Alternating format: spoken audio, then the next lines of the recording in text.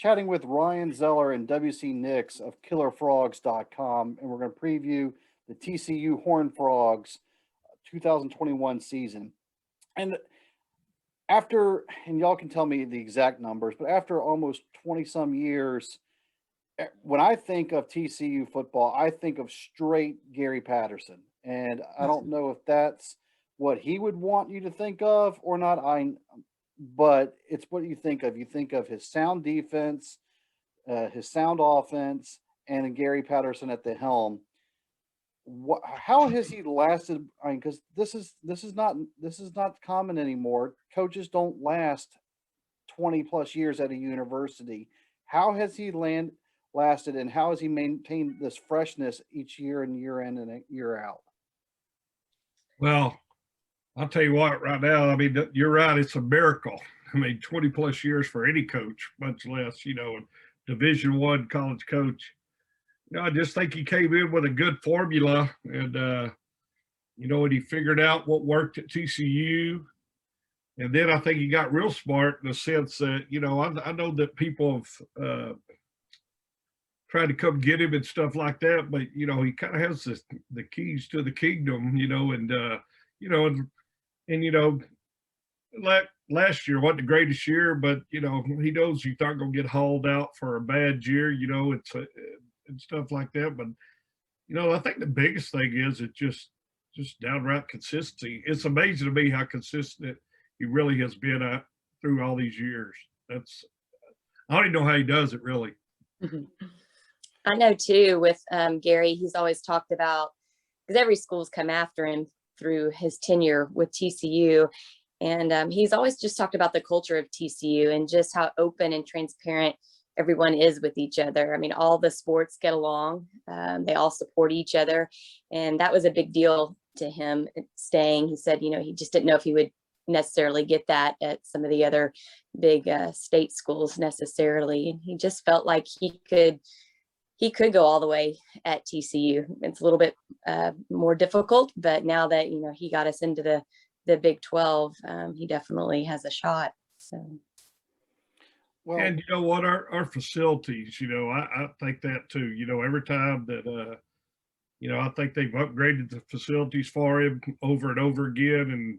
And, I think when you come look at TCU as far as the football facility and what they've just done is unbelievable, but their weight room, their lockers, their meeting rooms, I mean, everything's just done first class now.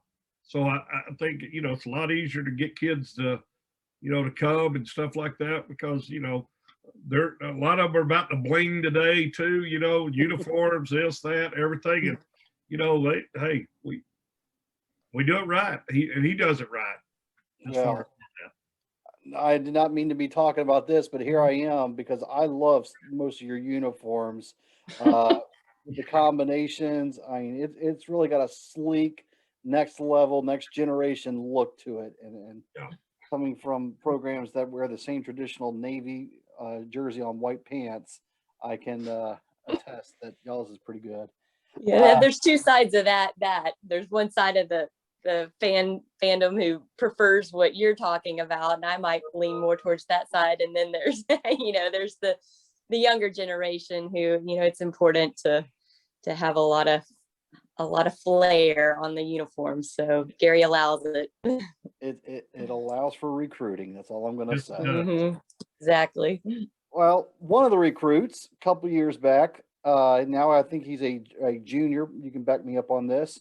Is your quarterback Max Duggan, and I really like his progression from freshman, just out of nowhere, freshman his starting point, and then even last year, he might have flown on the radar because he was competing against, Oklahoma and Texas named level quarterbacks, but I think he flew under the radar quite well, and he's found himself a nice little niche.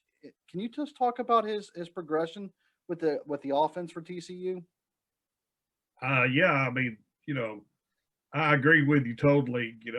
Coming in as a freshman, he just did a lot on just sheer athletic ability. But I think last year, especially, he just established himself as being the leader of the team. And, it was sad though, because he got sick, when he took the COVID test, they kind of figured out something else. And that kind of knocked him out of a lot of training and reps and this and that. So really and truly, I'm excited about this year because he's had a whole season or all season to really progress again. And I thought he progressed a lot last year, but there's certain things he'd tell you he need to work on. And, but he's a fighter. He's a tough kid. Oh my goodness. I mean,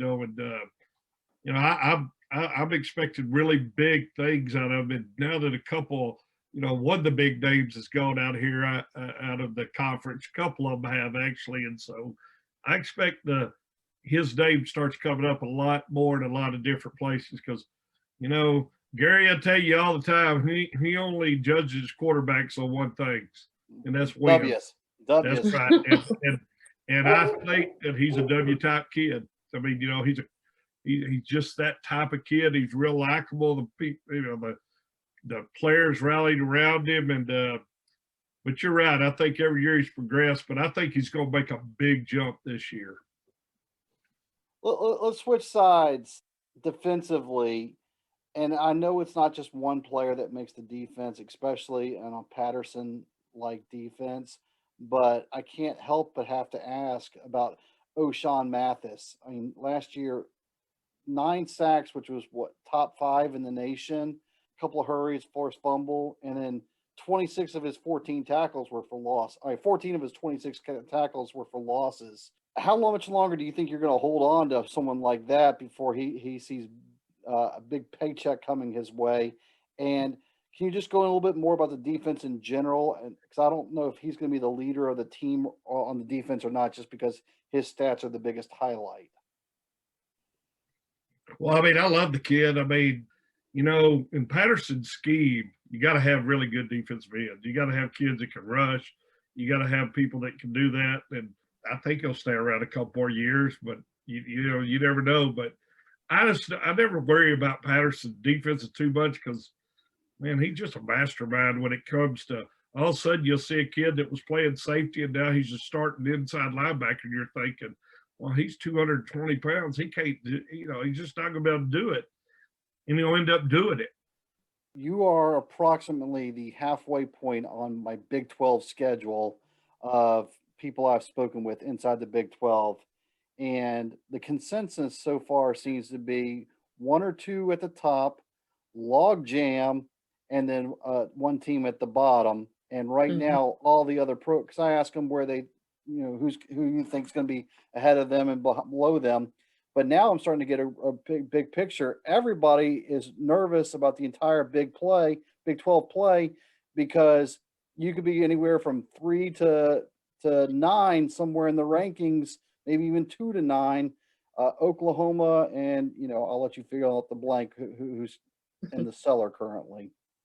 Is that the way y'all are feeling as well? Yeah, well, that's right. Oklahoma deserves to be where they're at. They've year in, year out. The other team that's in the cellar, they're kind of having to fight it again. And then after that, you're kind of right. There's a whole bunch of teams that, it's kind of like that last year too. I mean, we had 3 or 4 or 5 right there all together, and really and truly a touchdown here or a field goal there last year could have looked a lot different. I mean, we're pretty close. It'll be interesting to see who steps up, and do it. Like I said, I think we have a great shot. 2 things have to happen though. One, our Dugan's got to keep developing, and which I think he will. And we just got to stay healthy, especially on the offensive line. Last year we played very well at the end on the offensive line, really starting to come along. And, the offensive line coach kind of got beat up, at first, but by the end of the year, they were playing really, really well. And we can stay healthy. I feel good about our shot, but you're right. There's a jumbo, probably 3 or 4 of us right there, 5 of us right there together. Any given Saturday can beat the other one. Mm-hmm. We've been chatting with Ryan Zeller and W.C. Nix of KillerFrogs.com. Guys, thanks so much. Thank you. Go Frogs. Yep, go Frogs.